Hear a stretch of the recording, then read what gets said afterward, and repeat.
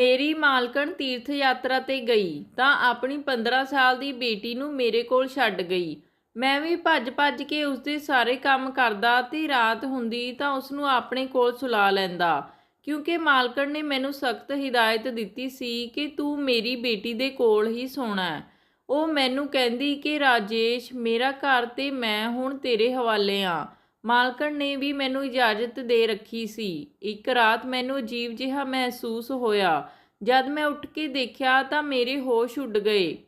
ਅੱਜ ਰਾਤ ਮਾਲਕਣ ਨੇ ਤੀਰਥ ਯਾਤਰਾ ਤੇ ਜਾਣਾ ਸੀ, ਇਸ ਲਈ ਸਵੇਰ ਤੋਂ ਹੀ ਮੇਰੀ ਜਾਨ ਅੱਜ ਮੁੱਠੀ ਵਿੱਚ ਆਈ ਹੋਈ ਸੀ। ਉਹ ਬਾਰ-ਬਾਰ ਮੈਨੂੰ ਕਹਿੰਦੀ ਕਿ ਰਾਜੇਸ਼, ਮੇਰਾ ਪੂਰਾ ਘਰ ਤੇਰੇ ਹਵਾਲੇ ਹੈ। ਮੈਂ ਜਿੰਨਾ ਭਰੋਸਾ ਤੇਰੇ ਤੇ ਕਰ ਸਕਦੀ ਹਾਂ, ਓਨਾ ਕਿਸੇ ਹੋਰ ਨੌਕਰ ਤੇ ਨਹੀਂ ਕਰ ਸਕਦੀ। ਮੇਰਾ ਨਾਮ ਰਾਜੇਸ਼ ਹੈ ਤੇ ਮੇਰੀ ਉਮਰ 27 ਸਾਲ ਦੀ ਹੈ, ਪਰ ਮੈਂ 12 ਸਾਲ ਦੀ ਉਮਰ ਤੋਂ ਹੀ ਮਾਲਕਣ ਦੇ ਘਰ ਵਿੱਚ ਕੰਮ ਕਰ ਰਿਹਾ ਸੀ। ਇਸ ਲਈ ਉਹ ਜਿੰਨਾ ਭਰੋਸਾ ਮੇਰੇ ਤੇ ਕਰਦੀ ਸੀ, ਓਨਾ ਕਿਸੇ ਹੋਰ ਤੇ ਨਹੀਂ ਕਰਦੀ ਸੀ। ਇਸੇ ਲਈ ਉਹ ਮੈਨੂੰ ਹਰ ਗੱਲ ਵਾਰ-ਵਾਰ ਦੱਸ ਰਹੀ ਸੀ। ਉਹ ਕਹਿ ਰਹੀ ਸੀ ਕਿ ਦੇਖ ਰਾਜੇਸ਼, ਮੈਂ ਆਪਣੀ ਬੇਟੀ ਸੀਮਾ ਨੂੰ ਘਰ ਹੀ ਛੱਡ ਕੇ ਜਾ ਰਹੀ ਹਾਂ। ਤੂੰ ਉਸ ਦਾ ਪੂਰਾ ਖਿਆਲ ਰੱਖੀਂ। ਤੈਨੂੰ ਤਾਂ ਪਤਾ ਹੀ ਹੈ ਨਾ ਕਿ ਉਸ ਨੂੰ ਨੀਂਦ ਵਿੱਚ ਚੱਲਣ ਦੀ ਬਿਮਾਰੀ ਹੈ। ਮੈਂ ਹਾਂ ਵਿੱਚ ਸਿਰ ਹਿਲਾ ਦਿੱਤਾ ਕਿ ਮੈਨੂੰ ਪਤਾ ਹੈ, ਜਦਕਿ ਮੈਨੂੰ ਕੁਝ ਵੀ ਪਤਾ ਨਹੀਂ ਸੀ, ਕਿਉਂਕਿ ਉਹ ਤਾਂ ਆਪਣੀ ਕਮਰੇ ਵਿੱਚ ਸੌਂਦੀ ਸੀ। ਤਾਂ ਮੈਨੂੰ ਕਿਵੇਂ ਪਤਾ ਹੋ ਸਕਦਾ ਹੈ? ਭਾਵੇਂ ਉਹ ਉਮਰ ਵਿੱਚ 15 ਸਾਲ ਦੀ ਸੀ, ਪਰ ਉਹ ਥੋੜੀ ਸਿੱਧਰੀ ਜਿਹੀ, ਬੇਫਿਕਰ ਜਿਹੀ, ਮਾਲਕਣ ਦੀ ਲਾਡਲੀ ਇਕਲੌਤੀ ਬੇਟੀ ਸੀ। ਉਹ ਲਾਡਾਂ ਪਿਆਰਾਂ ਨਾਲ ਪਲੀ ਸੀ। ਅਜੇ ਤੱਕ ਗੁੱਡੀ ਗੁੱਡੀਆਂ ਨਾਲ ਖੇਡਦੀ ਸੀ। ਮੈਂ ਮਾਲਕਣ ਨੂੰ ਕਿਹਾ ਕਿ ਮੈਂ ਇਸ ਦਾ ਪੂਰਾ ਖਿਆਲ ਰੱਖਾਂਗਾ, ਪਰ ਇਸ ਤੋਂ ਬਾਅਦ ਮਾਲਕਣ ਨੇ ਜੋ ਗੱਲ ਮੈਨੂੰ ਕਹੀ, ਮੈਂ ਹੈਰਾਨ ਰਹਿ ਗਿਆ। ਉਹ ਕਹਿਣ ਲੱਗੀ ਕਿ ਰਾਤ ਨੂੰ ਤੂੰ ਮੇਰੀ ਬੇਟੀ ਕੋਲ ਹੀ ਸੌਂ ਜਾਣਾ ਤੇ ਇਸ ਦੇ ਕਮਰੇ ਵਿੱਚ ਹੀ ਰਹਿਣਾ। ਇਹ ਗੱਲ ਸੁਣ ਕੇ ਮੇਰੀਆਂ ਅੱਖਾਂ ਖੁੱਲੀਆਂ ਦੀਆਂ ਖੁੱਲੀਆਂ ਹੀ ਰਹਿ ਗਈਆਂ। ਇਹ ਸਭ ਸੁਣ ਕੇ ਮੇਰਾ ਤਾਂ ਦਿਮਾਗ ਘੁੰਮਣ ਲੱਗਿਆ ਸੀ। ਮੈਂ ਕਿਹਾ, ਮਾਲਕਣ, ਮੈਂ ਕਿਵੇਂ ਛੋਟੀ ਮਾਲਕਣ ਦੇ ਕਮਰੇ ਵਿੱਚ ਸੌ ਸਕਦਾ? ਤੁਸੀਂ ਸੋਚ ਕੇ ਤਾਂ ਗੱਲ ਕਰੋ। ਇਹ ਸਭ ਠੀਕ ਨਹੀਂ ਹੈ। ਰਾਜੇਸ਼, ਮੈਂ ਕੁਝ ਨਹੀਂ ਸੁਣਨਾ। ਮੈਂ ਜੋ ਕਹਿ ਦਿੱਤਾ ਬਸ ਕਹਿ ਦਿੱਤਾ। ਤੂੰ ਸੀਮਾ ਦੇ ਹੀ ਕਮਰੇ ਵਿੱਚ ਰਹੇਂਗਾ। ਤੇ ਇਹੀ ਗੱਲ ਮੈਨੂੰ ਮਾਲਕਣ ਦੀ ਚੰਗੀ ਨਹੀਂ ਲੱਗ ਰਹੀ ਸੀ, ਪਰ ਮੈਂ ਉਹਨਾਂ ਨੂੰ ਬਾਰ-ਬਾਰ ਨਾ ਵੀ ਨਹੀਂ ਕਰ ਸਕਦਾ ਸੀ। ਇਸ ਲਈ ਮੈਂ ਮਨ ਵਿੱਚ ਇਹ ਪੱਕਾ ਇਰਾਦਾ ਕਰ ਲਿਆ ਸੀ ਕਿ ਮੈਂ ਸੌਵਾਂਗਾ ਹੀ ਨਹੀਂ। ਮੇਰੀ ਮਾਲਕਣ ਇੱਕ ਵਿਧਵਾ ਔਰਤ ਸੀ। ਮਾਲਕ ਦੀ ਬਹੁਤ ਸਾਰੀ ਜ਼ਮੀਨ ਜਾਇਦਾਦ ਸੀ, ਜਿੱਥੋਂ ਉਹਨਾਂ ਨੂੰ ਕਾਫੀ ਪੈਸਾ ਆਉਂਦਾ ਸੀ, ਤੇ ਉਹਨਾਂ ਦੀ ਇੱਕ ਹੀ ਬੇਟੀ ਸੀ, ਜਿਹੜੀ ਕਿ ਲਾਡਾ ਪਿਆਰਾਂ ਨਾਲ ਪਾਲੀ ਸੀ। ਜਦ ਮੈਂ ਮਾਲਕਣ ਦੇ ਘਰ ਕੰਮ ਕਰਨ ਲਈ ਆਇਆ ਸੀ, ਉਸ ਵਕਤ ਮਾਲਕ ਜਿੰਦਾ ਸੀ। ਉਹ ਮਾਲਕਣ ਨੂੰ ਬਹੁਤ ਜ਼ਿਆਦਾ ਪਿਆਰ ਕਰਦੇ ਸਨ। ਉਹਨਾਂ ਦੀ ਲਵ ਮੈਰਿਜ ਹੋਈ ਸੀ। ਦੋਨੋਂ ਬਹੁਤ ਖੁਸ਼ ਸਨ। ਸੀਮਾ ਦੇ ਜਨਮ ਤੋਂ 2 ਸਾਲ ਬਾਅਦ ਹੀ ਮਾਲਕ ਦੀ ਐਕਸੀਡੈਂਟ ਵਿੱਚ ਮੌਤ ਹੋ ਗਈ ਸੀ। ਮਾਲਕਣ ਨੂੰ ਕਾਫੀ ਸਦਮਾ ਲੱਗਿਆ ਸੀ। ਉਹ ਅਜੀਬ-ਅਜੀਬ ਗੱਲਾਂ ਕਰਨ ਲੱਗ ਗਈ। ਕਦੇ ਕਹਿੰਦੀ ਕਿ ਉਹ ਹੁਣੇ ਆ ਜਾਣਗੇ, ਉਹਨਾਂ ਦੀ ਮੌਤ ਨਹੀਂ ਹੋ ਸਕਦੀ, ਉਹ ਮੈਨੂੰ ਛੱਡ ਕੇ ਨਹੀਂ ਜਾ ਸਕਦੇ। ਮੈਂ ਉਸ ਵਕਤ 14 ਸਾਲ ਦਾ ਸੀ, ਪਰ ਮਾਲਕਣ ਦੀ ਅਜਿਹੀ ਹਾਲਤ ਦੇਖ ਕੇ ਮੈਂ ਵੀ ਬਹੁਤ ਰੋਇਆ ਸੀ, ਕਿਉਂਕਿ ਉਹਨਾਂ ਦਾ ਰਵੱਈਆ ਸ਼ੁਰੂ ਤੋਂ ਹੀ ਮੇਰੇ ਨਾਲ ਬਹੁਤ ਚੰਗਾ ਸੀ। ਉਹ ਮੇਰਾ ਵੀ ਬਹੁਤ ਖਿਆਲ ਰੱਖਦੀ ਸੀ, ਇਸ ਲਈ ਮੇਰੇ ਤੋਂ ਉਹਨਾਂ ਦਾ ਦੁੱਖ ਦੇਖਿਆ ਨਹੀਂ ਜਾ ਰਿਹਾ ਸੀ। ਮਾਲਕਣ ਦੇ ਮਾਤਾ-ਪਿਤਾ ਨੇ ਉਹਨਾਂ ਨੂੰ ਬਹੁਤ ਕਿਹਾ ਕਿ ਉਹ ਦੂਜਾ ਵਿਆਹ ਕਰਵਾ ਲਵੇ, ਪਰ ਮਾਲਕਣ ਨੇ ਸਾਫ਼ ਇਨਕਾਰ ਕਰ ਦਿੱਤਾ, ਕਿਉਂਕਿ ਉਹਨਾਂ ਨੂੰ ਮਾਲਕ ਨਾਲ ਬਹੁਤ ਜ਼ਿਆਦਾ ਪਿਆਰ ਸੀ। ਉਹ ਕਹਿਣ ਲੱਗੀ ਕਿ ਮੈਂ ਆਪਣੀ ਸਾਰੀ ਜ਼ਿੰਦਗੀ ਆਪਣੇ ਪਤੀ ਦੇ ਨਾਮ ਤੇ ਹੀ ਗੁਜ਼ਾਰ ਦੇਵਾਂਗੀ, ਤੇ ਮਾਲਕਣ ਨੇ ਕੀਤਾ ਵੀ ਅਜਿਹਾ ਹੀ। ਉਹਨਾਂ ਨੇ ਪੂਰੇ ਘਰ ਨੂੰ ਸੰਭਾਲ ਲਿਆ ਸੀ ਤੇ ਆਪਣੇ ਆਪ ਨੂੰ ਵੀ। ਉਹਨਾਂ ਦੇ ਘਰ ਬਹੁਤ ਸਾਰੇ ਨੌਕਰ ਸਨ, ਪਰ ਉਹਨਾਂ ਲਈ ਸਭ ਤੋਂ ਜ਼ਿਆਦਾ ਵਫਾਦਾਰ ਤੇ ਭਰੋਸਾ ਕਰਨ ਵਾਲਾ ਨੌਕਰ ਮੈਂ ਹੀ ਸੀ। ਕਾਰੋਬਾਰ ਦੀ ਦੇਖਭਾਲ ਵੀ ਮਾਲਕਣ ਨੇ ਮੇਰੇ ਹਵਾਲੇ ਕਰ ਰੱਖੀ ਸੀ। ਮੈਂ ਵੀ ਕਦੇ ਨਮਕ ਹਰਾਮੀ ਨਹੀਂ ਕੀਤੀ ਸੀ, ਪੂਰਾ ਵਫਾਦਾਰ ਸੀ ਤੇ ਪੂਰੀ ਇਮਾਨਦਾਰੀ ਨਾਲ ਕੰਮ ਕਰਦਾ ਸੀ। ਇਸ ਲਈ ਜਦ ਮਾਲਕਣ ਨੇ ਕਿਹਾ ਕਿ ਉਹ ਤੀਰਥ ਯਾਤਰਾ ਤੇ ਜਾਣਾ ਚਾਹੁੰਦੀ ਹੈ, ਤਾਂ ਸੀਮਾ ਨੇ ਪਹਿਲਾਂ ਤਾਂ ਬੜਾ ਹੰਗਾਮਾ ਖੜਾ ਕਰ ਦਿੱਤਾ ਸੀ, ਪਰ ਉਸ ਦੇ ਫਾਈਨਲ ਪੇਪਰ ਸਨ। ਇਸ ਲਈ ਮਾਲਕਣ ਨੇ ਕਿਹਾ ਕਿ ਮੈਂ ਤੇਰੀ ਪੜ੍ਹਾਈ ਖਰਾਬ ਨਹੀਂ ਕਰਨਾ ਚਾਹੁੰਦੀ, ਨਹੀਂ ਤਾਂ ਮੈਂ ਤੈਨੂੰ ਆਪਣੇ ਨਾਲ ਲੈ ਜਾਂਦੀ। ਤੂੰ ਅਗਲੀ ਵਾਰ ਮੇਰੇ ਨਾਲ ਚੱਲੀ। ਬੜੀ ਮੁਸ਼ਕਿਲ ਦੇ ਨਾਲ ਸੀਮਾ ਮੰਨੀ ਸੀ, ਪਰ ਜਿਹੜੀ ਗੱਲ ਮਾਲਕਣ ਮੈਨੂੰ ਕਹਿ ਰਹੀ ਸੀ ਉਹ ਮੇਰੇ ਤੋਂ ਸਹੀ ਨਹੀਂ ਜਾ ਰਹੀ ਸੀ। ਮੈਨੂੰ ਸਭ ਕੁਝ ਸਮਝਾ ਕੇ ਮਾਲਕਣ ਯਾਤਰਾ ਤੇ ਚਲੇ ਗਈ। ਮਾਲਕਣ ਦੇ ਜਾਂਦੇ ਹੀ ਮੈਂ ਗਹਿਰਾ ਲੰਬਾ ਸਾਹ ਲਿਆ, ਕਿਉਂਕਿ ਸਾਰਾ ਦਿਨ ਭੱਜ ਦੌੜ ਕਾਰਨ ਮੈਂ ਥੱਕ ਗਿਆ ਸੀ। ਮੈਂ ਰਸੋਈ ਵਿੱਚ ਕੰਮ ਕਰਨ ਵਾਲੇ ਨੂੰ ਬੁਲਾਇਆ ਤੇ ਇੱਕ ਵਧੀਆ ਜਿਹੀ ਚਾਹ ਬਣਾਉਣ ਲਈ ਕਿਹਾ। ਮਾਲਕਣ ਦੇ ਹੁੰਦੇ ਹੋਏ ਮੈਂ ਕਦੇ ਸੋਫੇ 'ਤੇ ਨਹੀਂ ਬੈਠਿਆ ਸੀ। ਹਾਲਾਂਕਿ ਉਹਨਾਂ ਨੇ ਮੈਨੂੰ ਕਦੇ ਇਨਕਾਰ ਨਹੀਂ ਕੀਤਾ ਸੀ, ਪਰ ਮੈਂ ਨੌਕਰ ਅਤੇ ਮਾਲਕ ਦੀ ਮਰਿਆਦਾ ਹਮੇਸ਼ਾ ਕਾਇਮ ਰੱਖੀ ਸੀ। ਪਰ ਮੈਂ ਸੋਚ ਰਿਹਾ ਸੀ ਕਿ ਮਾਲਕਣ ਗਈ ਹੈ ਤਾਂ ਮੈਂ ਵੀ ਕੁਝ ਦਿਨ ਮਾਲਕਾਂ ਦੀ ਠਾਠ-ਬਾਠ ਵਾਂਗ ਰਹਿ ਕੇ ਦੇਖ ਲਵਾਂ। ਮੈਂ ਆਪਣੀਆਂ ਲੱਤਾਂ ਸਾਹਮਣੇ ਸ਼ੀਸ਼ੇ ਦੇ ਮੇਜ਼ 'ਤੇ ਰੱਖ ਕੇ ਬੈਠ ਗਿਆ। ਰਿਮੋਟ ਹੱਥ ਵਿੱਚ ਲੈ ਕੇ ਟੀਵੀ ਦੇ ਚੈਨਲ ਬਦਲਣ ਲੱਗਿਆ। ਅਜੇ ਮੈਂ ਸੋਚ ਹੀ ਰਿਹਾ ਸੀ ਕਿ ਕਿਹੜਾ ਚੈਨਲ ਦੇਖਾਂ, ਤਦੇ ਕਮਰੇ ਦਾ ਦਰਵਾਜ਼ਾ ਖੁੱਲ੍ਹਿਆ ਤੇ ਸੀਮਾ ਹਾਲ ਵਿੱਚ ਆ ਗਈ। ਜਦ ਉਸਨੇ ਮੇਰੇ ਬੈਠਣ ਦੇ ਤੌਰ ਤਰੀਕੇ ਨੂੰ ਦੇਖਿਆ ਤਾਂ ਉਸਦੇ ਮੱਥੇ 'ਤੇ ਵੱਟ ਪੈ ਗਏ ਤੇ ਕਹਿਣ ਲੱਗੀ, ਰਾਜੇਸ਼ ਦੇ ਬੱਚੇ, ਤੇਰੀ ਸ਼ਿਕਾਇਤ ਤਾਂ ਮੈਂ ਮਾਂ ਦੇ ਆਉਂਦੇ ਹੀ ਲਗਾਵਾਂਗੀ ਕਿ ਕਿਵੇਂ ਤੂੰ ਉਹਨਾਂ ਦੇ ਕੀਮਤੀ ਟੇਬਲ 'ਤੇ ਪੈਰ ਪਸਾਰ ਕੇ ਬੈਠੇ ਹੋ। ਇਹ ਸੁਣਦੇ ਹੀ ਮੈਂ ਘਬਰਾ ਕੇ ਸਿੱਧਾ ਹੋ ਕੇ ਬੈਠ ਗਿਆ। ਮੈਂ ਕਿਹਾ, ਛੋਟੀ ਬੇਬੀ, ਰੱਬ ਦੇ ਵਾਸਤੇ ਮੇਰੀ ਸ਼ਿਕਾਇਤ ਮਾਲਕਣ ਨੂੰ ਨਾ ਦੱਸੀ। ਮੈਂ ਟੀਵੀ ਬੰਦ ਕਰਕੇ ਰਿਮੋਟ ਸਾਈਡ 'ਤੇ ਰੱਖ ਦਿੱਤਾ। ਸੀਮਾ ਮੱਥੇ 'ਤੇ ਗੁੱਸਾ ਲੈ ਕੇ ਆਰਾਮ ਨਾਲ ਸੋਫੇ 'ਤੇ ਬੈਠ ਗਈ ਤੇ ਰਿਮੋਟ ਵੀ ਆਪਣੇ ਹੱਥ ਵਿੱਚ ਫੜ ਲਿਆ। ਉਹ ਕਹਿਣ ਲੱਗੀ ਕਿ ਮਾਂ ਘਰ 'ਤੇ ਨਹੀਂ ਹੈ ਤਾਂ ਇਸ ਦਾ ਮਤਲਬ ਇਹ ਨਾ ਸਮਝਣਾ ਕਿ ਮੈਂ ਤੁਹਾਨੂੰ ਸਿਰ 'ਤੇ ਚੜਾਵਾਂਗੀ। ਜਦ ਤੱਕ ਮੇਰੀ ਮਾਂ ਘਰ 'ਤੇ ਨਹੀਂ ਹੈ, ਇਸ ਘਰ ਦੀ ਮਾਲਕਣ ਮੈਂ ਹਾਂ, ਇਸ ਲਈ ਮੈਂ ਜੋ ਕਹਾਂਗੀ ਤੁਸੀਂ ਉਹੀ ਕਰੋਗੇ। ਮੈਂ ਸਿਰ ਝੁਕਾਏ ਹੋਏ ਕਿਹਾ, ਜੀ ਛੋਟੀ ਮਾਲਕਣ, ਜਿਵੇਂ ਤੁਸੀਂ ਕਹੋਗੇ ਉਵੇਂ ਹੀ ਹੋਵੇਗਾ। ਮੇਰਾ ਦਿਲ ਅੰਦਰ ਤੋਂ ਤਾਂ ਜਲ ਰਿਹਾ ਸੀ। ਮੇਰੀ ਕਦੇ ਵੀ ਮਾਲਕਣ ਦੀ ਬੇਟੀ ਨਾਲ ਇੱਕ ਮਿੰਟ ਵੀ ਨਹੀਂ ਬਣਦੀ ਸੀ। ਹਰ ਵਕਤ ਬਚਕਾਨਾ ਹਰਕਤਾਂ ਕਰਦੀ ਰਹਿੰਦੀ ਸੀ ਤੇ ਮੈਂ ਇਸ ਦੀਆਂ ਹਰਕਤਾਂ ਤੋਂ ਪਰੇਸ਼ਾਨ ਹੋ ਜਾਂਦਾ ਸੀ। ਉਹ ਮੇਰੇ ਤੋਂ ਬਾਜ਼ਾਰ ਦੇ ਕਈ ਵਾਰ ਚੱਕਰ ਲਗਵਾਉਂਦੀ ਸੀ। ਕਹਿੰਦੀ ਕਿ ਤੂੰ ਮੇਰੇ ਲਈ ਇਹ ਸਮਾਨ ਬਾਜ਼ਾਰ ਤੋਂ ਲਿਆ, ਡਰਾਈਵਰ ਨਹੀਂ ਜਾਵੇਗਾ ਤੇ ਨਾ ਹੀ ਕੋਈ ਹੋਰ ਨੌਕਰ। ਮਾਲਕਣ ਵੀ ਉਸ ਨੂੰ ਕੁਝ ਨਹੀਂ ਕਹਿੰਦੀ ਸੀ ਕਿਉਂਕਿ ਉਹ ਮਾਲਕਣ ਦੀ ਲਾਡਲੀ ਸੀ। ਐਨੇ ਨੂੰ ਚਾਹ ਦਾ ਕੱਪ ਲੈ ਕੇ ਰਸੋਈ ਵਾਲਾ ਨੌਕਰ ਵੀ ਆ ਗਿਆ। ਮੈਨੂੰ ਇਸ ਤਰ੍ਹਾਂ ਖੜਾ ਦੇਖ ਕੇ ਉਹ ਮੇਰੇ 'ਤੇ ਅਜੀਬ ਜਿਹੀ ਹਾਸੀ ਹੱਸਿਆ। ਕਹਿਣ ਲੱਗਿਆ, ਹੁਣੇ ਤਾਂ ਬੜਾ ਰੋਹਬ ਮਾਰ ਰਿਹਾ ਸੀ, ਆ ਗਿਆ ਅਸਲੀ ਔਕਾਤ ਵਿੱਚ। ਮੈਂ ਉਸ ਨੂੰ ਘੂਰ ਕੇ ਦੇਖਿਆ। ਫਿਰ ਚਾਹ ਦਾ ਕੱਪ ਉਸਨੇ ਮੇਜ਼ 'ਤੇ ਰੱਖ ਦਿੱਤਾ। ਜਿਹੜੀ ਚਾਹ ਮੈਂ ਪੀਣੀ ਸੀ ਉਹ ਮਜ਼ੇ ਲੈ ਕੇ ਹੁਣ ਸੀਮਾ ਪੀ ਰਹੀ ਸੀ। ਦਿਨ ਇੱਧਰ ਉੱਧਰ ਦੇ ਕੰਮਾਂ ਵਿੱਚ ਐਵੇਂ ਹੀ ਲੰਘ ਗਿਆ। ਜਿਵੇਂ ਹੀ ਰਾਤ ਹੋਈ ਮੈਂ ਆਪਣੇ ਕੁਆਟਰ ਵਿੱਚ ਜਾਣ ਲੱਗਿਆ ਤਾਂ ਸੀਮਾ ਕਹਿਣ ਲੱਗੀ ਕਿ ਤੂੰ ਕਿੱਥੇ ਜਾ ਰਿਹਾ ਹੈ ਰਾਜੇਸ਼? ਮਾਂ ਨੇ ਕਿਹਾ ਸੀ ਕਿ ਤੂੰ ਮੇਰੇ ਕਮਰੇ ਵਿੱਚ ਸੌਂ ਜਾਈਂ। ਇਹ ਸੁਣਦੇ ਹੀ ਮੈਨੂੰ ਮਾਲਕਣ ਦੀ ਗੱਲ ਯਾਦ ਆ ਗਈ। ਮੈਂ ਸੀਮਾ ਵੱਲ ਹੈਰਾਨੀ ਨਾਲ ਦੇਖਿਆ। ਮੈਂ ਕਿਹਾ, ਮਾਲਕਣ, ਮੈਨੂੰ ਆਪਣੇ ਕੁਆਟਰ ਤੋਂ ਬਿਨਾਂ ਹੋਰ ਕਿਤੇ ਨੀਂਦ ਨਹੀਂ ਆਉਂਦੀ। ਘਰ ਵਿੱਚ ਹੋਰ ਨੌਕਰਾਣੀ ਹੈ, ਤੁਸੀਂ ਉਸ ਨੂੰ ਆਪਣੇ ਨਾਲ ਪਾ ਲਓ। ਉਹ ਕਹਿਣ ਲੱਗੀ ਕਿ ਮਾਂ ਨੇ ਕਿਹਾ ਸੀ ਕਿ ਤੂੰ ਸੌਵੇਂਗਾ ਤਾਂ ਮਤਲਬ ਤੂੰ ਹੀ ਸੌਵੇਂਗਾ। ਚਲੋ ਸ਼ਰਾਫਤ ਨਾਲ ਆ ਜਾਓ ਮੇਰੇ ਕਮਰੇ ਵਿੱਚ ਤੇ ਕਾਲੀਨ ਵਿਛਾ ਕੇ ਲੇਟ ਜਾਓ। ਮੈਂ ਕਮਰੇ ਵਿੱਚ ਆ ਤਾਂ ਗਿਆ ਸੀ ਪਰ ਮੈਨੂੰ ਅਜੀਬ ਜਿਹੀ ਬੇਚੈਨੀ ਸ਼ੁਰੂ ਹੋ ਗਈ ਸੀ। ਲਾਈਟ ਬੰਦ ਹੋ ਗਈ ਸੀ ਤੇ ਕਮਰੇ ਵਿੱਚ ਹਲਕੀ ਜਿਹੀ ਰੌਸ਼ਨੀ ਸੀ। ਮੇਰਾ ਦਿਲ ਬੜੇ ਜ਼ੋਰ-ਜ਼ੋਰ ਨਾਲ ਧੜਕ ਰਿਹਾ ਸੀ। ਭਾਵੇਂ ਉਹ 15 ਸਾਲ ਦੀ ਸੀ ਪਰ ਮੈਂ ਤਾਂ 27 ਸਾਲ ਦਾ ਸੀ। ਮੈਨੂੰ ਤਾਂ ਹੈਰਾਨੀ ਹੋ ਰਹੀ ਸੀ ਕਿ ਮਾਲਕਣ ਨੇ ਅਜਿਹਾ ਕਿਉਂ ਕਿਹਾ ਕਿ ਮੈਂ ਉਸਦੀ ਬੇਟੀ ਦੇ ਕਮਰੇ ਵਿੱਚ ਸੌਵਾਂ। ਉਹਨਾਂ ਨੂੰ ਚਾਹੀਦਾ ਸੀ ਕਿ ਉਹ ਕਿਸੇ ਨੌਕਰਾਣੀ ਨੂੰ ਸੀਮਾ ਦੇ ਕੋਲ ਪਾਉਂਦੀ। ਮੇਰੀ ਇੱਕ ਨਜ਼ਰ ਬੈੱਡ 'ਤੇ ਪਈ ਸੀਮਾ 'ਤੇ ਗਈ ਤੇ ਉਸ ਦੇ ਚਿਹਰੇ 'ਤੇ ਟਿਕ ਗਈ। ਉਹ ਸੁੱਤੀ ਹੋਈ ਬੜੀ ਮਾਸੂਮ ਲੱਗ ਰਹੀ ਸੀ। ਮੈਂ ਇੱਕਦਮ ਹੀ ਆਪਣੀ ਨਜ਼ਰ ਬਦਲੀ ਤੇ ਆਪਣੀਆਂ ਅੱਖਾਂ ਬੰਦ ਕਰ ਲਈਆਂ ਤੇ ਸੌਣ ਦੀ ਕੋਸ਼ਿਸ਼ ਕਰਨ ਲੱਗਿਆ। ਉੱਪਰ ਵਾਲੇ ਦਾ ਨਾਮ ਧਿਆਉਂਦੇ ਪਤਾ ਨਹੀਂ ਮੈਨੂੰ ਕਦੋਂ ਨੀਂਦ ਆ ਗਈ। ਫੋਨ 'ਤੇ ਅਲਾਰਮ ਵੱਜਣ ਨਾਲ ਮੇਰੀ ਅੱਖ ਖੁੱਲ੍ਹੀ।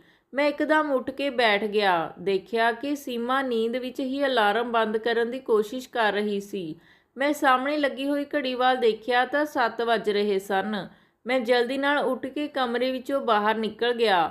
ਉਸਨੇ ਸਕੂਲ ਜਾਣਾ ਸੀ ਤੇ ਉਸ ਦਾ ਪੇਪਰ ਵੀ ਸੀ। ਮਾਲਕਣ ਨੇ ਕਿਹਾ ਸੀ ਕਿ ਸੀਮਾ ਨੂੰ ਡਰਾਈਵਰ ਨਾਲ ਇਕੱਲੇ ਨਾ ਭੇਜਣਾ। ਇਸ ਲਈ ਜਦੋਂ ਸੀਮਾ ਤਿਆਰ ਹੋ ਕੇ ਬਾਹਰ ਆਈ ਤਾਂ ਮੈਂ ਡਰਾਈਵਰ ਦੇ ਨਾਲ ਜਾ ਕੇ ਉਸ ਨੂੰ ਸਕੂਲ ਛੱਡ ਆਇਆ। ਉਸ ਤੋਂ ਬਾਅਦ ਮੈਂ ਜ਼ਮੀਨਾਂ ਦਾ ਹਿਸਾਬ ਕਿਤਾਬ ਦੇਖਣ ਲੱਗਿਆ। ਹਿਸਾਬ ਕਿਤਾਬ ਦੀ ਸਾਰੀ ਜ਼ਿੰਮੇਵਾਰੀ ਮੇਰੀ ਸੀ।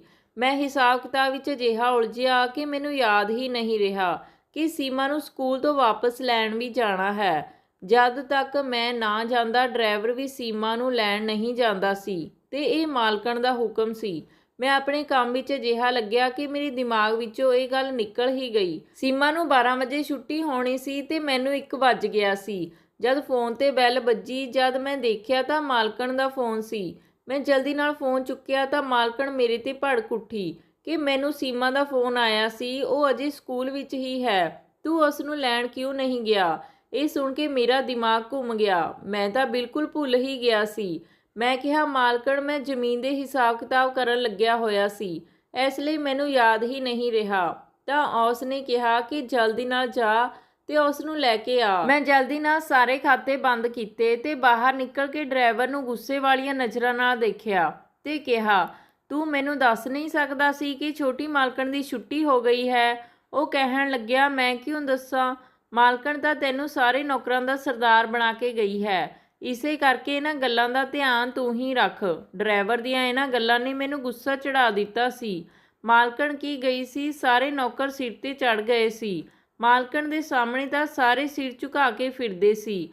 ਮੈਂ ਜਲਦੀ ਨਾਲ ਡਰਾਈਵਰ ਦੇ ਨਾਲ ਗੱਡੀ ਵਿੱਚ ਬੈਠਿਆ ਤੇ ਜਦ ਸਕੂਲ ਪਹੁੰਚੇ ਤਾਂ ਸਾਰਾ ਸਕੂਲ ਖਾਲੀ ਹੋ ਚੁੱਕਿਆ ਸੀ। ਸਿਰਫ ਸੀਮਾ ਹੀ ਸਕੂਲ ਵਿੱਚ ਰਹਿ ਗਈ ਸੀ। ਚੌਕੀਦਾਰ ਨੇ ਮੈਨੂੰ ਪੁੱਛਿਆ ਕਿ ਇੰਨਾ ਲੇਟ ਕਿਉਂ ਹੋ ਗਿਆ ਏ। ਸੀਮਾ ਗੁੱਸੇ ਵਿੱਚ ਲਾਲ ਪੀਲੀ ਹੁੰਦੀ ਹੋਈ ਗੱਡੀ ਵਿੱਚ ਬੈਠ ਗਈ। ਸਾਰੇ ਰਸਤੇ ਉਹ ਮੈਨੂੰ ਗੱਲਾਂ ਹੀ ਸੁਣਾਉਂਦੀ ਰਹੀ ਕਿ ਆਉਣ ਦੇ ਮਾਂ ਨੂੰ, ਜੇ ਤੇਰੇ ਕੰਨ ਨਾ ਖਿਚਵਾਏ ਤਾਂ ਮੈਨੂੰ ਕਹੀਂ, ਮੇਰਾ ਹੀ ਕਸੂਰ ਸੀ, ਇਸ ਲਈ ਮੈਂ ਚੁੱਪਚਾਪ ਉਸ ਦੀਆਂ ਗੱਲਾਂ ਸੁਣਦਾ ਰਿਹਾ। ਘਰ ਪਹੁੰਚੇ ਤਾਂ ਖਾਣਾ ਬਣਾਉਣ ਵਾਲੇ ਨੇ ਖਾਣਾ ਤਿਆਰ ਨਹੀਂ ਕੀਤਾ ਸੀ ਤੇ ਸਫਾਈ ਵਾਲੀ ਨੇ ਘਰ ਚੰਗੀ ਤਰ੍ਹਾਂ ਸਾਫ਼ ਨਹੀਂ ਕੀਤਾ ਸੀ। ਸਾਰੇ ਆਪਣੀਆਂ ਆਪਣੀਆਂ ਗੱਲਾਂ ਵਿੱਚ ਲੱਗੇ ਹੋਏ ਸਨ। ਇਹ ਦੇਖ ਕੇ ਮੇਰਾ ਸਿਰ ਘੁੰਮਣ ਲੱਗਾ। ਮਾਲਕਣ ਦੇ ਬਗੈਰ ਤਾਂ ਇਹ ਘਰ ਸਾਰਾ ਉਥਲ-ਪੁਥਲ ਹੋ ਗਿਆ ਸੀ। ਜੇ ਮੈਂ ਉਹਨਾਂ ਨੂੰ ਕੁਝ ਕਹਿੰਦਾ ਤਾਂ ਉਹ ਮੈਨੂੰ ਕਹਿੰਦੇ ਕਿ ਤੂੰ ਵੀ ਤਾਂ ਸਾਡੀ ਤਰ੍ਹਾਂ ਨੌਕਰ ਹੀ ਹੈ, ਸਾਡੇ ਸਿਰ ਤੇ ਜ਼ਿਆਦਾ ਸਵਾਰ ਨਾ ਹੋ। ਮੈਂ ਨੌਕਰਾਣੀ ਨੂੰ ਠੀਕ ਨਾਲ ਸਫਾਈ ਕਰਨ ਲਈ ਕਿਹਾ ਤੇ ਸਾਰਾ ਘਰ ਸਾਫ਼ ਕਰਵਾਇਆ। ਰਾਤ ਨੂੰ ਮੈਂ ਥੱਕ ਚੁੱਕਾ ਸੀ। ਜਦ ਮੈਂ ਸੀਮਾ ਦੇ ਕਮਰੇ ਵਿੱਚ ਗਿਆ ਤਾਂ ਉਹ ਉੱਚੀ ਆਵਾਜ਼ ਵਿੱਚ ਆਪਣੇ ਸਕੂਲ ਦਾ ਕੰਮ ਯਾਦ ਕਰ ਰਹੀ ਸੀ। ਮੈਂ ਹਾਲ ਵਿੱਚ ਸੋਫੇ ਤੇ ਜਾ ਕੇ ਸੌਂ ਗਿਆ ਕਿਉਂਕਿ ਮੈਂ ਦਿਨ ਦਾ ਥੱਕਿਆ ਹੋਇਆ ਸੀ। ਰਾਤ ਨੂੰ ਮੈਨੂੰ ਲੱਗਿਆ ਕਿ ਜਿਵੇਂ ਹਾਲ ਵਿੱਚ ਕੋਈ ਹੈ। ਕਿਸੇ ਦੇ ਕਦਮਾਂ ਦੀ ਆਵਾਜ਼ ਮੈਨੂੰ ਸੁਣਾਈ ਦਿੱਤੀ। ਮੈਂ ਅੱਖਾਂ ਖੋਲ੍ਹ ਕੇ ਦੇਖਿਆ ਤਾਂ ਮੈਨੂੰ ਇਸ ਤਰ੍ਹਾਂ ਲੱਗਿਆ ਜਿਵੇਂ ਕੋਈ ਆਦਮੀ ਸੀਮਾ ਦੇ ਕਮਰੇ ਦੇ ਬਾਹਰ ਖੜਾ ਹੈ ਤੇ ਕਮਰੇ ਦੀ ਖਿੜਕੀ ਦੇ ਰਾਹੀਂ ਦੇਖਣ ਦੀ ਕੋਸ਼ਿਸ਼ ਕਰ ਰਿਹਾ ਹੈ। ਮੈਂ ਉੱਚੀ ਆਵਾਜ਼ ਵਿੱਚ ਕਿਹਾ ਕਿ ਕੌਣ ਹੈ ਉੱਥੇ, ਤਾਂ ਕੋਈ ਡਰਾਇੰਗ ਰੂਮ ਵੱਲ ਨੂੰ ਭੱਜਿਆ। ਮੈਂ ਇੱਕਦਮ ਉੱਠਿਆ ਤੇ ਮੈਂ ਵੀ ਡਰਾਇੰਗ ਰੂਮ ਵੱਲ ਨੂੰ ਭੱਜਿਆ, ਪਰ ਮੈਨੂੰ ਉੱਥੇ ਕੋਈ ਦਿਖਾਈ ਨਹੀਂ ਦਿੱਤਾ। ਮੈਂ ਲਾਈਟ ਜਗਾਈ, ਉੱਥੇ ਕੋਈ ਨਹੀਂ ਸੀ। ਡਰਾਇੰਗ ਰੂਮ ਦਾ ਇੱਕ ਦਰਵਾਜ਼ਾ ਬਾਹਰ ਵੱਲ ਨੂੰ ਖੁੱਲ੍ਹਦਾ ਸੀ। ਜਦ ਮੈਂ ਉਹ ਦੇਖਿਆ ਤਾਂ ਉਸ ਦੀ ਕੁੰਡੀ ਖੁੱਲ੍ਹੀ ਸੀ। ਫਿਰ ਮੈਂ ਉੱਥੋਂ ਬਾਹਰ ਹੋ ਕੇ ਦੇਖਿਆ ਤਾਂ ਉੱਥੇ ਕੋਈ ਨਹੀਂ ਸੀ।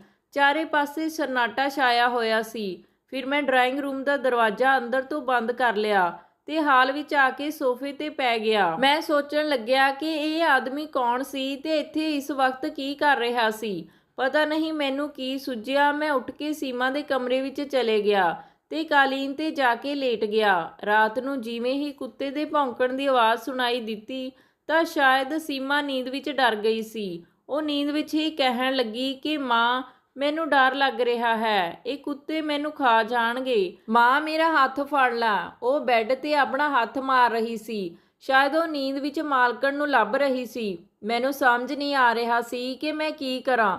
ਫਿਰ ਮੈਂ ਉੱਠਿਆ ਤੇ ਆਪਣਾ ਹੱਥ ਸੀਮਾ ਦੇ ਹੱਥ ਵਿੱਚ ਦੇ ਦਿੱਤਾ। ਮੇਰਾ ਹੱਥ ਫੜ ਕੇ ਉਹ ਫਿਰ ਤੋਂ ਗਹਿਰੀ ਨੀਂਦ ਵਿੱਚ ਸੌਂ ਗਈ ਸੀ। ਕਾਫੀ ਦੇਰ ਖੜਾ ਮੈਂ ਇੰਤਜ਼ਾਰ ਕਰਦਾ ਰਿਹਾ ਕਿ ਉਹ ਗਹਿਰੀ ਨੀਂਦ ਵਿੱਚ ਸੌਂ ਜਾਵੇ ਤੇ ਫਿਰ ਮੈਂ ਆਪਣਾ ਹੱਥ ਛੁਡਾ ਲਵਾਂ। ਜਦੋਂ ਉਹ ਗਹਿਰੀ ਨੀਂਦ ਵਿੱਚ ਸੌਂ ਗਈ ਤਾਂ ਮੈਂ ਹੌਲੀ ਜਿਹੇ ਆਪਣਾ ਹੱਥ ਉਸਦੇ ਹੱਥ ਤੋਂ ਛੁਡਾ ਲਿਆ ਤੇ ਕਾਲੀਨ ਤੇ ਜਾ ਕੇ ਪੈ ਗਿਆ। ਉਸ ਤੋਂ ਬਾਅਦ ਮੈਂ ਸੀਮਾ ਦੇ ਕਮਰੇ ਵਿੱਚ ਹੀ ਸੌਣ ਲੱਗਿਆ ਸੀ। ਇੱਕ ਦਿਨ ਨੌਕਰ ਨੇ ਦੁੱਧ ਦੀ ਖੀਰ ਬਣਾਈ। ਉਹ ਮੈਨੂੰ ਕਹਿਣ ਲੱਗਿਆ ਕਿ ਤੂੰ ਵੀ ਖਾ ਲੈ, ਬਹੁਤ ਸਕੂਨ ਦੀ ਨੀਂਦ ਆਵੇਗੀ। ਮੈਂ ਵੀ ਉਹ ਖੀਰ ਖਾ ਲਈ ਤੇ ਸੱਚਮੁੱਚ ਹੀ ਉਸ ਰਾਤ ਮੈਨੂੰ ਬਹੁਤ ਗਹਿਰੀ ਨੀਂਦ ਆਈ। ਰਾਤ ਦਾ ਸੁੱਤਾ ਤਾਂ ਮੇਰੀ ਅੱਖ ਸਵੇਰੇ ਹੀ ਖੁੱਲੀ। ਜਦ ਮੈਂ ਦੇਖਿਆ ਤਾਂ ਸੀਮਾ ਬੈੱਡ ਤੇ ਨਹੀਂ ਸੀ। ਜਦ ਮੈਂ ਉੱਠਿਆ ਤਾਂ ਸਵੇਰ ਦੇ 5:30 ਹੋ ਚੁੱਕੇ ਸਨ।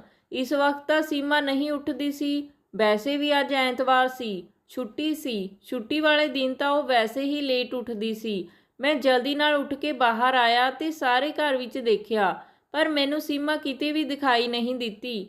ਮੇਰਾ ਦਿਲ ਘਬਰਾ ਰਿਹਾ ਸੀ। ਮੈਂ ਜ਼ੋਰ-ਜ਼ੋਰ ਦੀ ਰੌਲਾ ਪਾ ਕੇ ਸਾਰੇ ਨੌਕਰਾਂ ਨੂੰ ਜਗਾ ਦਿੱਤਾ।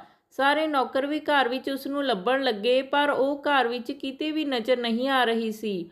ਘਬਰਾਹਟ ਦੇ ਮਾਰੇ ਮੇਰਾ ਰੰਗ ਪੀਲਾ ਪੈ ਚੁੱਕਿਆ ਸੀ। ਮਾਲਕਣ ਉਸ ਨੂੰ ਮੇਰੇ ਭਰੋਸੇ 'ਤੇ ਛੱਡ ਕੇ ਗਈ ਸੀ। ਮੈਨੂੰ ਕਿਵੇਂ ਜਾਗ ਨਹੀਂ ਆਈ ਸੀ? ਮੈਂ ਇੰਨੀ ਗਹਿਰੀ ਨੀਂਦ ਵਿੱਚ ਕਿਉਂ ਸੁੱਤਾ ਸੀ? ਫਿਰ ਮੈਂ ਦੇਖਿਆ ਕਿ ਖਾਣਾ ਬਣਾਉਣ ਵਾਲਾ ਨੌਕਰ ਵੀ ਉੱਥੇ ਨਹੀਂ ਸੀ। ਫਿਰ ਮੇਰੇ ਖਿਆਲ ਵਿੱਚ ਆਇਆ ਕਿ ਕੁਝ ਦਿਨ ਪਹਿਲਾਂ ਮੈਂ ਸੀਮਾ ਦੇ ਕਮਰੇ ਦੇ ਬਾਹਰ ਇੱਕ ਆਦਮੀ ਨੂੰ ਦੇਖਿਆ ਸੀ। ਉਹ ਭੱਜਦਾ ਹੋਇਆ ਡਰਾਇੰਗ ਰੂਮ ਦੇ ਵਿੱਚ ਗਿਆ ਸੀ। ਸ਼ਾਇਦ ਉਹ ਖਾਣਾ ਬਣਾਉਣ ਵਾਲਾ ਨੌਕਰ ਹੀ ਹੋਵੇ, ਕਿਉਂਕਿ ਘਰ ਦਾ ਭੇਤ ਤਾਂ ਘਰ ਵਿੱਚ ਰਹਿਣ ਵਾਲੇ ਨੂੰ ਹੀ ਹੁੰਦਾ ਹੈ। ਮੈਂ ਜਲਦੀ ਨਾਲ ਮਾਲਕਣ ਨੂੰ ਫੋਨ ਕੀਤਾ ਤੇ ਉਹਨਾਂ ਨੂੰ ਸਾਰੀ ਗੱਲ ਦੱਸੀ। ਮੈਂ ਖਾਣਾ ਬਣਾਉਣ ਵਾਲੇ ਨੌਕਰ ਦਾ ਘਰ ਜਾਣਦਾ ਸੀ। ਮਾਲਕਣ ਨੇ ਕਿਹਾ ਕਿ ਤੂੰ ਜਲਦੀ ਨਾਲ ਉਸ ਨੌਕਰ ਦੇ ਘਰ ਪਹੁੰਚ ਤੇ ਮੈਂ ਪੁਲਿਸ ਨੂੰ ਫੋਨ ਕਰ ਦਿੰਦੀ ਹਾਂ। ਮੈਂ ਉਸ ਖਾਣਾ ਬਣਾਉਣ ਵਾਲੇ ਨੌਕਰ ਦੇ ਘਰ ਪਹੁੰਚਿਆ ਤਾਂ ਉਸ ਦੀ ਪਤਨੀ ਤੇ ਉਸ ਦੇ ਬੱਚੇ ਕਹਿਣ ਲੱਗੇ ਕਿ ਉਹ ਤਾਂ ਰਾਤ ਤੋਂ ਘਰ ਹੀ ਨਹੀਂ ਆਇਆ। ਫਿਰ ਮੈਂ ਵਾਪਸ ਆ ਗਿਆ। ਮੈਨੂੰ ਆਪਣੇ ਮੁਹੱਲੇ ਦੇ ਆਸ-ਪਾਸ ਕੁਝ ਲੋਕਾਂ ਨੇ ਦੱਸਿਆ ਕਿ ਅਸੀਂ ਦੇਖਿਆ ਸੀ ਇੱਕ ਆਦਮੀ ਸੀਮਾ ਨੂੰ ਮੂੰਹ ਤੇ ਹੱਥ ਰੱਖ ਕੇ ਗੱਡੀ ਵਿੱਚ ਜ਼ਬਰਦਸਤੀ ਬਿਠਾ ਕੇ ਲੈ ਜਾ ਰਿਹਾ ਸੀ। ਐਨੇ ਨੂੰ ਪੁਲਿਸ ਵੀ ਆ ਗਈ। ਘਰ ਦੇ ਬਾਹਰ ਲੱਗੇ ਹੋਏ ਕੈਮਰਿਆਂ ਦੀ ਮਦਦ ਨਾਲ ਉਸ ਗੱਡੀ ਦੇ ਨੰਬਰ ਦਾ ਪਤਾ ਲੱਗ ਗਿਆ। ਕੈਮਰੇ ਵਿੱਚ ਸਾਫ਼-ਸਾਫ਼ ਦਿਖਾਈ ਦੇ ਰਿਹਾ ਸੀ ਖਾਣਾ ਬਣਾਉਣ ਵਾਲਾ ਨੌਕਰ ਹੀ ਸੀਮਾ ਦੇ ਮੂੰਹ ਤੇ ਹੱਥ ਰੱਖ ਕੇ ਉਸ ਨੂੰ ਜ਼ਬਰਦਸਤੀ ਗੱਡੀ ਵਿੱਚ ਬਿਠਾ ਰਿਹਾ ਸੀ। ਗੱਡੀ ਦਾ ਨੰਬਰ ਟਰੇਸ ਕਰ ਲਿਆ ਗਿਆ ਸੀ। ਮੈਂ ਵੀ ਪੁਲਿਸ ਵਾਲਿਆਂ ਦੇ ਨਾਲ ਹੀ ਚਲਾ ਗਿਆ। ਗੱਡੀ ਇੱਕ ਸੁੰਨਸਾਨ ਜਗ੍ਹਾ ਤੇ ਖੜੀ ਸੀ। ਮੈਨੂੰ ਯਾਦ ਆਉਣ ਲੱਗਿਆ ਕਿ ਇੱਕ ਵਾਰ ਉਹ ਮੈਨੂੰ ਆਪਣੇ ਨਾਲ ਇੱਥੇ ਲੈ ਕੇ ਆਇਆ ਸੀ। ਇੱਥੇ ਉਸਦੇ ਕੁਝ ਦੋਸਤ ਰਹਿੰਦੇ ਹਨ। ਮੈਂ ਭੱਜ ਕੇ ਉਧਰ ਵੱਲ ਜਾਣ ਲੱਗਾ ਜਿੱਧਰ ਉਸਦੇ ਦੋਸਤ ਰਹਿੰਦੇ ਸਨ। ਪੁਲਿਸ ਬਾਅਦ ਵਿੱਚ ਪਹੁੰਚੀ, ਪਰ ਮੈਂ ਭੱਜ ਕੇ ਉੱਥੇ ਪਹਿਲਾਂ ਪਹੁੰਚ ਗਿਆ ਸੀ। ਮੈਂ ਦਰਵਾਜ਼ੇ ਨੂੰ ਧੱਕਾ ਮਾਰ ਕੇ ਖੋਲ੍ਹ ਦਿੱਤਾ। ਸਾਹਮਣੇ ਉਹ ਖਾਣਾ ਬਣਾਉਣ ਵਾਲਾ ਨੌਕਰ ਤੇ 2 ਆਦਮੀ ਹੋਰ ਸਨ। ਉਹਨਾਂ ਨੇ ਸੀਮਾ ਨੂੰ ਹੱਥ ਪੈਰ ਬੰਨ੍ਹ ਕੇ ਇੱਕ ਕੁਰਸੀ ਤੇ ਬਿਠਾਇਆ ਹੋਇਆ ਸੀ। ਸੀਮਾ ਰੋ ਰਹੀ ਸੀ। ਇਹ ਦੇਖ ਕੇ ਮੇਰਾ ਖੂਨ ਖੌਲ ਉੱਠਿਆ। ਮੈਂ ਉਹਨਾਂ ਤਿੰਨਾਂ ਦੀ ਪਿਟਾਈ ਕਰਨੀ ਸ਼ੁਰੂ ਕਰ ਦਿੱਤੀ। ਐਨੇ ਨੂੰ ਪੁਲਿਸ ਵੀ ਉੱਥੇ ਪਹੁੰਚ ਗਈ। ਪੁਲਿਸ ਉਹਨਾਂ ਤਿੰਨਾਂ ਨੂੰ ਫੜ ਕੇ ਲੈ ਗਈ। ਸੀਮਾ ਬਹੁਤ ਡਰੀ ਹੋਈ ਸੀ। ਉਹ ਮੇਰੇ ਗਲੇ ਲੱਗ ਗਈ। ਉਹ ਬਹੁਤ ਰੋ ਰਹੀ ਸੀ। ਮੈਂ ਉਸ ਨੂੰ ਕਿਹਾ ਕਿ ਤੂੰ ਪਰੇਸ਼ਾਨ ਨਾ ਹੋ। ਜਦ ਤੱਕ ਮੈਂ ਜਿੰਦਾ ਹਾਂ ਤੈਨੂੰ ਕੋਈ ਵੀ ਨੁਕਸਾਨ ਨਹੀਂ ਪਹੁੰਚਾ ਸਕਦਾ। ਸ਼ਾਮ ਤੱਕ ਮਾਲਕਣ ਵੀ ਘਰ ਪਹੁੰਚ ਗਈ ਸੀ। ਮਾਲਕਣ ਸੀਮਾ ਨੂੰ ਗਲੇ ਲਗਾ ਕੇ ਰੋਣ ਲੱਗੀ ਤੇ ਮੈਨੂੰ ਕਹਿਣ ਲੱਗੀ ਕਿ ਮੈਨੂੰ ਤੇਰੇ ਤੇ ਪੂਰਾ ਭਰੋਸਾ ਸੀ ਕਿ ਤੂੰ ਮੇਰੀ ਬੱਚੀ ਦੀ ਹਿਫਾਜ਼ਤ ਜ਼ਰੂਰ ਕਰੇਂਗਾ। ਮੈਂ ਕਿਹਾ ਕਿ ਮੈਂ ਇਸ ਨੂੰ ਹਮੇਸ਼ਾ ਆਪਣੀ ਛੋਟੀ ਭੈਣ ਦੀ ਤਰ੍ਹਾਂ ਹੀ ਸਮਝਦਾ ਹਾਂ। ਜਦ ਤੱਕ ਮੈਂ ਜਿੰਦਾ ਹਾਂ ਤੁਸੀਂ ਬੇਫਿਕਰ ਰਹੋ। ਨਾ ਤਾਂ ਤੁਹਾਡੇ ਵੱਲ ਕੋਈ ਅੱਖ ਚੁੱਕ ਕੇ ਦੇਖ ਸਕਦਾ ਹੈ ਤੇ ਨਾ ਹੀ ਸੀਮਾ ਵੱਲ। ਇਹ ਸੁਣ ਕੇ ਮਾਲਕਣ ਤੇ ਸੀਮਾ ਦੋਨੇ ਹੀ ਖੁਸ਼ ਹੋ ਗਈਆਂ। ਤਾਂ ਦੋਸਤੋ, ਇਹ ਸੀ ਅੱਜ ਦੀ ਕਹਾਣੀ। ਜੇ ਕਹਾਣੀ ਤੁਹਾਨੂੰ ਵਧੀਆ ਲੱਗੀ ਤਾਂ ਕਮੈਂਟ ਕਰਕੇ ਜ਼ਰੂਰ ਦੱਸਿਓ ਤੇ ਚੈਨਲ ਨੂੰ ਸਬਸਕ੍ਰਾਈਬ ਕਰਨਾ ਨਾ ਭੁੱਲਿਓ। ਧੰਨਵਾਦ ਜੀ।